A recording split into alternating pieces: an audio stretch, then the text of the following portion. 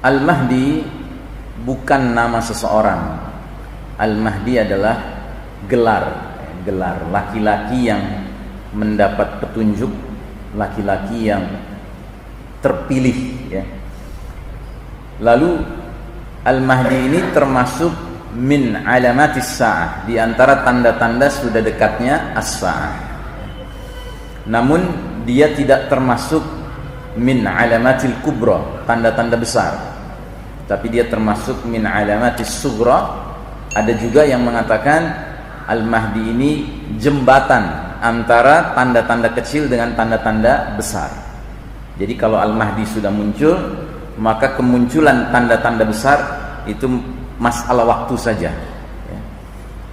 Nah, jamaah sekalian rahimakumullah, Al-Mahdi akan memainkan peranan sebagai Amirul Mukminin fi akhir zaman, pemimpinnya orang-orang beriman di akhir zaman. Dalam sebuah hadis Nabi mengatakan, yamla'ul arda qistan wa adlan kama muliat jawran wa zulman. Al-Mahdi akan memenuhi bumi secara merata dengan keadilan, setelah tadinya bumi dipenuhi secara merata dengan kezaliman. Jadi Al-Mahdi akan mengubah keadaan dengan izin Allah bersama umat Islam tentunya yang dia pimpin, untuk memindahkan kita dari babak perjalanan sejarah umat Islam yang penuh kezaliman yang sedang kita alami sekarang, menuju babak terakhir perjalanan umat Islam yang penuh keadilan. Baik, berbicara tentang Al-Mahdi, biasanya orang langsung mengkaitkan dengan Syiah. Karena apa? Karena kaum Syiah itu sangat intens berbicara tentang Al-Mahdi.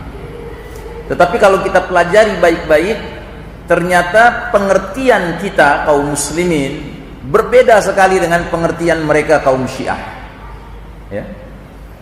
Contoh, kaum Syiah meyakini bahwa Al-Mahdi itu sudah ada sekian abad yang lalu, tetapi kemudian menghilang ketika usianya masih kanak-kanak, usia 5 tahun.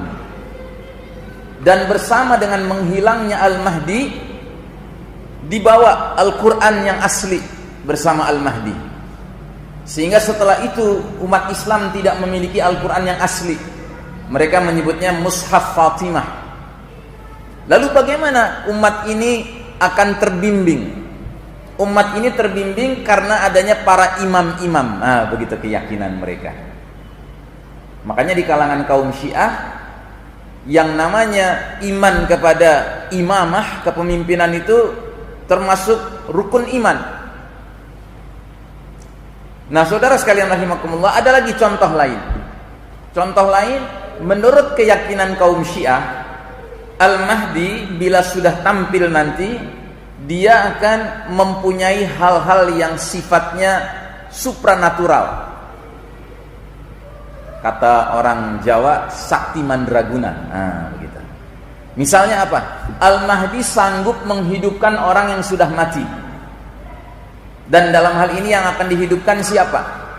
Abu Bakar dan Umar bin Khattab. Dibangkitkan dari kuburnya untuk apa? Untuk disalib, disiksa sampai mati. Na'udzubillah min dzalik. Jadi ajaran Syiah ini memang harus benar-benar kita waspadai, ya. Kita umat Islam tidak punya pemahaman seperti itu tentang Al-Mahdi. Al-Mahdi walaupun manusia yang dipilih Allah menjadi Amirul Mukminin fi akhir zaman, menurut keyakinan kita kaum muslimin adalah manusia biasa. Dia tidak memiliki hal-hal yang sifatnya supranatural, sakti mandraguna, tidak ada. Baik, saudara sekalian rahimakumullah, kita akan mulai dengan membahas identitas umum dari Al-Mahdi. Secara umum kita akan lihat namanya, asal-usul keturunannya, saat kehadiran kemunculannya, dan ciri-ciri fisik dari Al-Mahdi. Pertama, dalam hadis riwayat Abu Daud, berkata Rasulullah sallallahu alaihi wasallam yang maknanya, sekiranya dunia ini tidak tersisa kecuali hanya sehari, maka Allah Ta'ala akan panjangkan hari itu hingga Allah mengutus seorang laki-laki dariku atau dari keluargaku, namanya mirip namaku, nama ayahnya mirip nama ayahku. Jadi Al-Mahdi itu namanya Muhammad atau Ahmad, sedangkan ayahnya bernama Abdullah. Jadi Al-Mahdi itu Muhammad bin Abdullah atau Ahmad bin Abdullah. Walaupun ada pendapat yang minoritas, mereka mengatakan kemungkinan juga namanya Ahmad bin Ibrahim atau Muhammad bin Ibrahim. Karena apa? Suatu ketika Nabi Muhammad SAW pernah dikaruniai seorang anak laki-laki. Waktu baru lahir, Nabi mengatakan, ku namakan anakku ini seperti nama ayahku, Ibrahim. Ya, baik. Yang kedua, Al-Mahdi secara asal usul adalah keturunan keluarga Nabi Muhammad sallallahu alaihi wasallam. Hadisnya, Al-Mahdi min itrati min waladi Fatimah. Al-Mahdi itu dari keturunanku, dari jalur Fatimah. Ya. Kita tahu Nabi kita punya dua cucu laki-laki dari Fatimah dan Ali, yaitu Hasan dan Husain. Bagi kita kaum muslimin, bisa jadi Al-Mahdi itu keturunan Hasan, bisa jadi Al-Mahdi keturunan Husain. Tapi bagi kaum Syiah wajib keturunan Husain. Karena apa? Karena Syiah ini agama ras, agama darah, ya. Dan Husain radhiyallahu an pernah menikahi seorang putri Persia, putri Iran. Maka mereka meyakini Imam Mahdi itu harus dari keturunan ini. Karena memang Syiah ini agama Persia pada dasarnya. Dia bukan agama yang memang sifatnya keyakinan, tidak, dia agama Persia. Yang berikutnya, hadir di saat penghujung umur dunia. Jadi seperti tadi hadisnya sudah dibacakan, Al-Mahdi itu kalau dunia ini sudah tinggal sehari, Allah panjangkan sehingga utus Al-Mahdi. Atau dalam hadis lain, seperti yang tadi sudah saya singgung, Nabi pernah menjelaskan umat ini akan mengalami ringkasan sejarah yang terdiri dari 5 babak. Dan ternyata kita sekarang yang hidup di abad 20-21 ini sudah berada di babak keempat. Ya.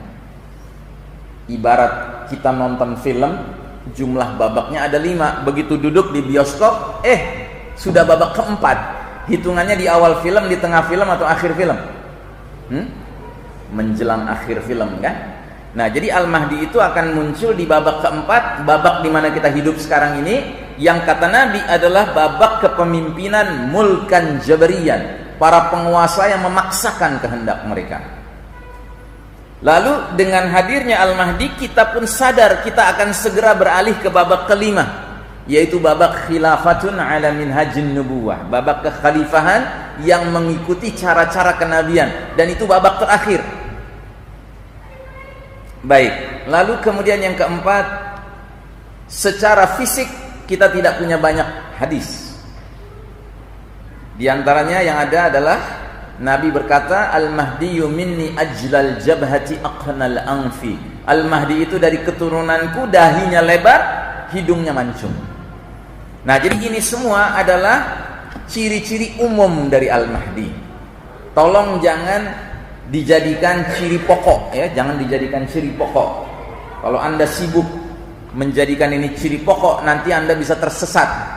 Mungkin Anda buka buku telepon yang tebal, cari orang-orang yang namanya Abdullah, telepon satu-satu punya anak namanya Muhammad, enggak. Begitu ada, wah ini Al-Mahdi. Enggak begitu, ya. Atau misalnya ada seorang ustaz, syekh muncul, ya, namanya Muhammad bin Abdullah, lalu dia dahinya lebar, hidungnya mancung, wah ini Al-Mahdi. Enggak begitu, ya.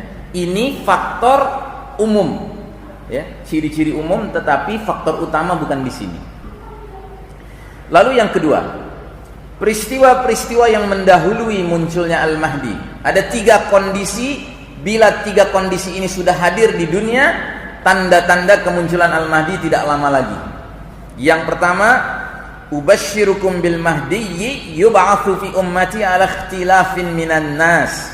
Aku kabarkan berita gembira mengenai Al-Mahdi yang akan diutus ke tengah umat ini saat terjadinya banyak perselisihan antar manusia. Itu pertama.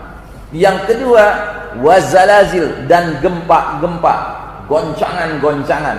Dan yang ketiga, yamla'ul arda qistan wa adlan kama muliat jawran wa zulman. Al-Mahdi akan memenuhi bumi secara merata dengan keadilan setelah bumi tadinya dipenuhi secara merata dengan kezaliman.